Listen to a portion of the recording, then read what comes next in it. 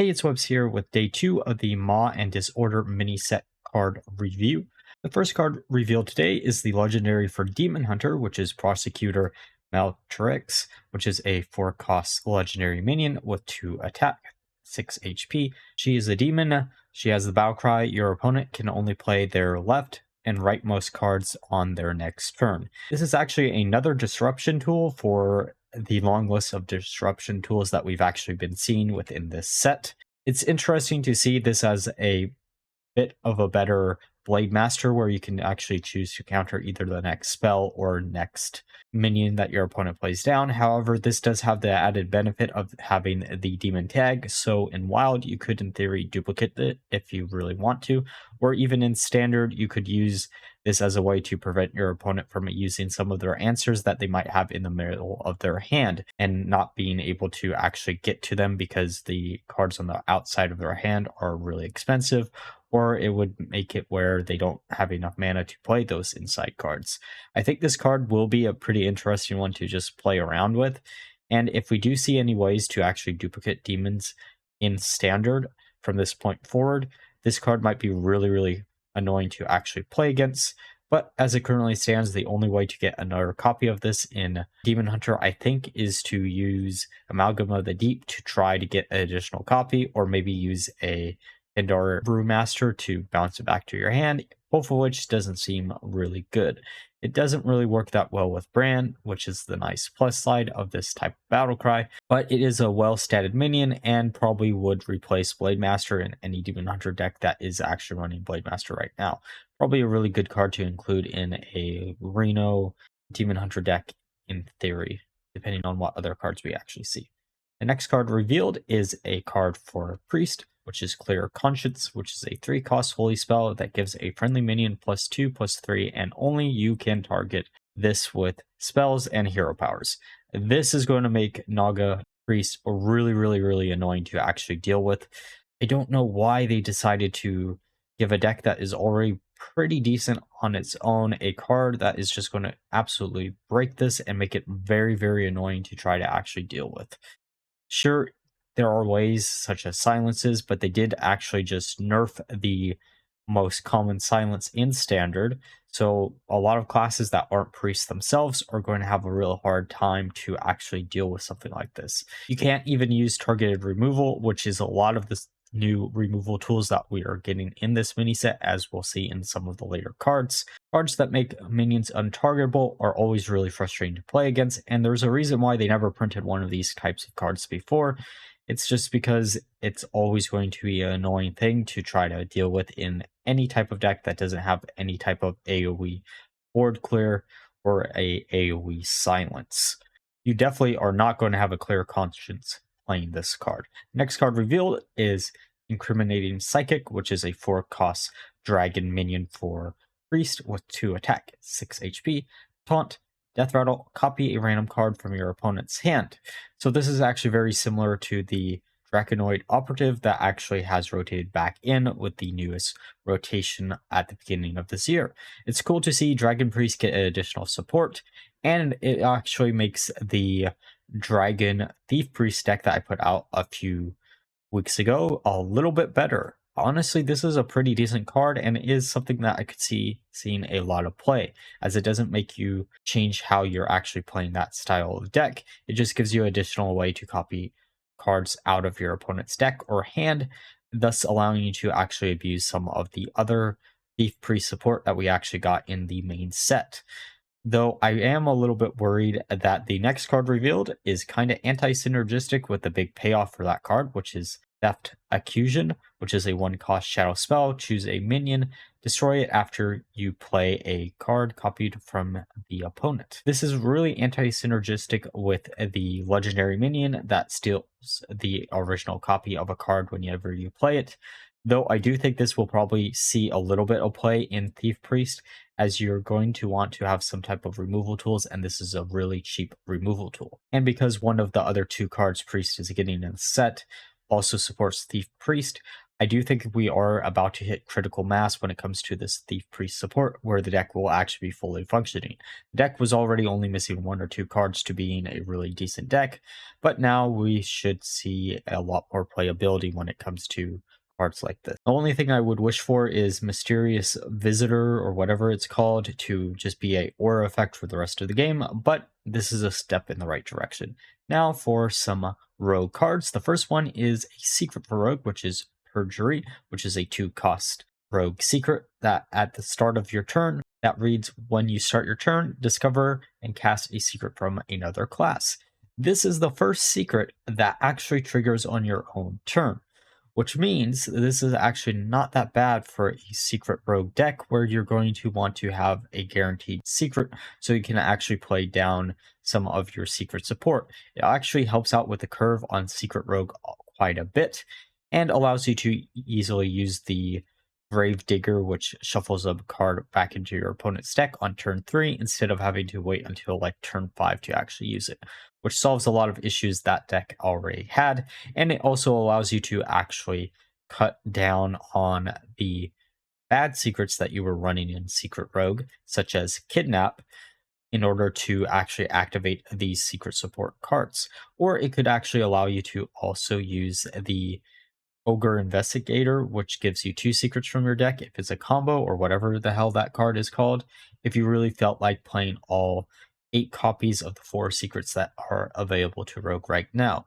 However, I would really just cut out the Kidnaps because that card doesn't feel like it has a place in the Secret Rogue deck. I know there are some edge cases where it isn't bad, it can delay a turn, but the fact that you give your opponent an additional battle cry if they do play a battle cry minion is a little bit frustrating, and since battle cries are the most impactful keyword right now, a lot of people are playing them anyways.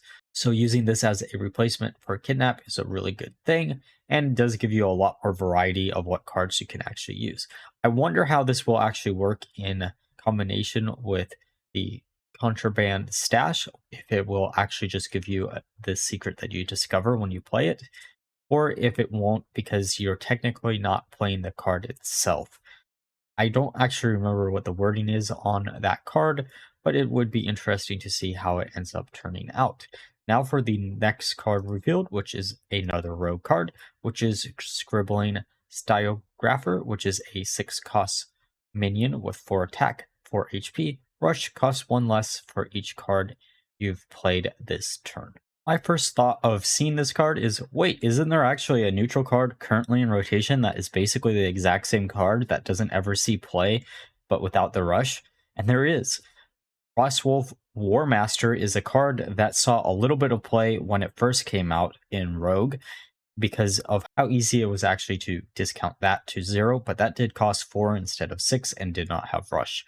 It ended up falling out of favor because Nulls were just better in the long run, and those styles of decks needed as much space as they humanly could get, and the fact that you couldn't do the Edwin and Mr. Smite combo once they nerfed Mr. Smite.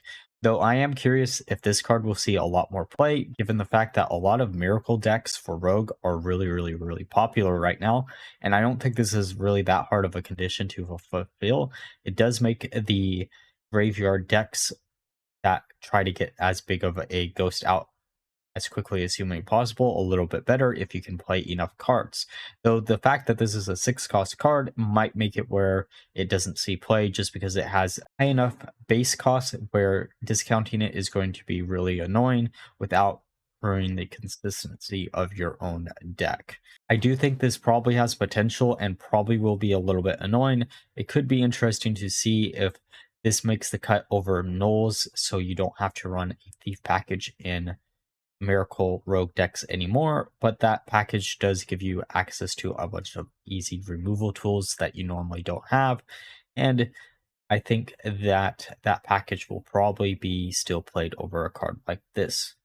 Now it's time for some Warlock cards.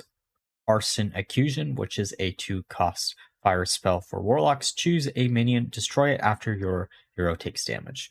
So first thought is, at bare minimum in standard, this is going to be a 3-cost removal spell for whatever minion you want to get off of your opponent's board.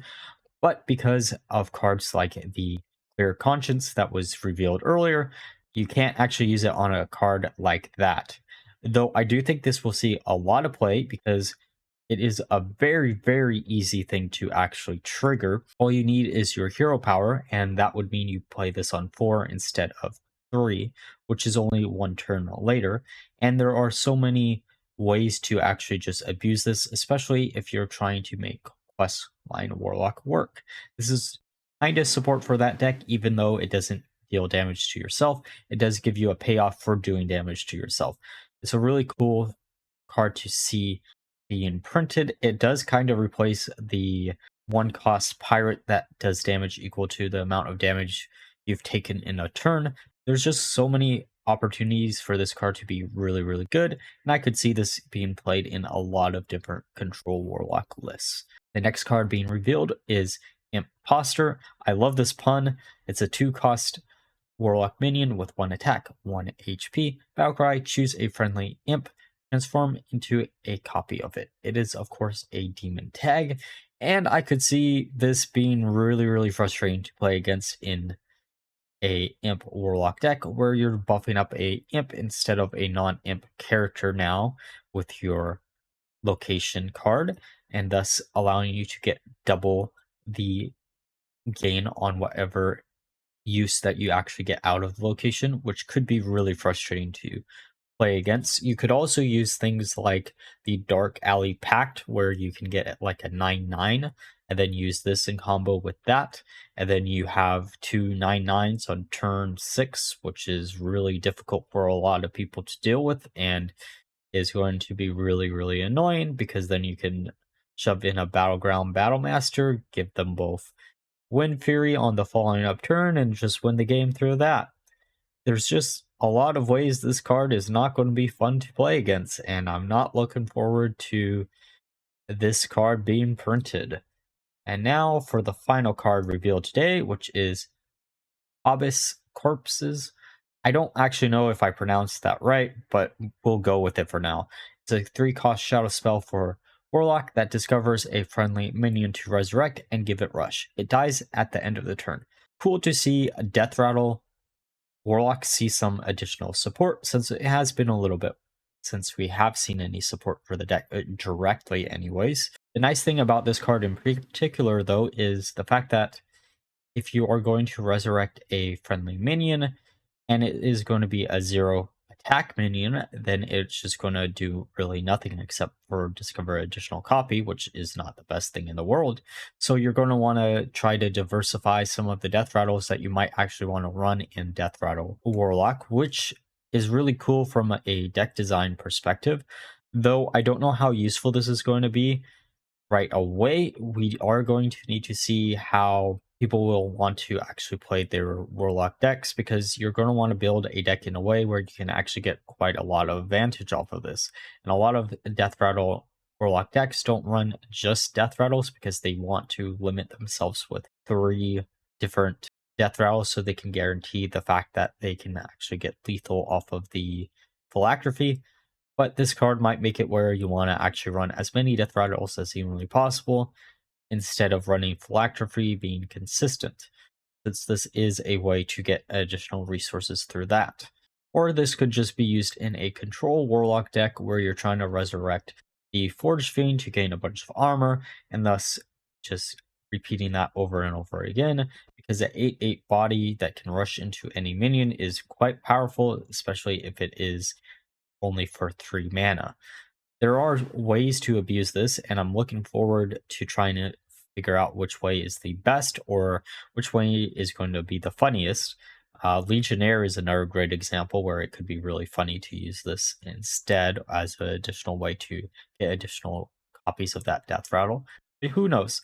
It's going to be a card to play around with, and compared to the last card, this actually makes me really excited to see what Warlock can actually do.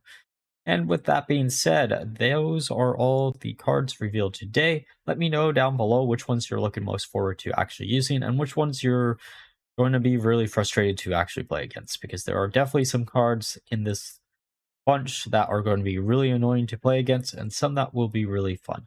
And like always, if you enjoyed the video, please leave a like, comment, and subscribe. Until next time, bye-bye.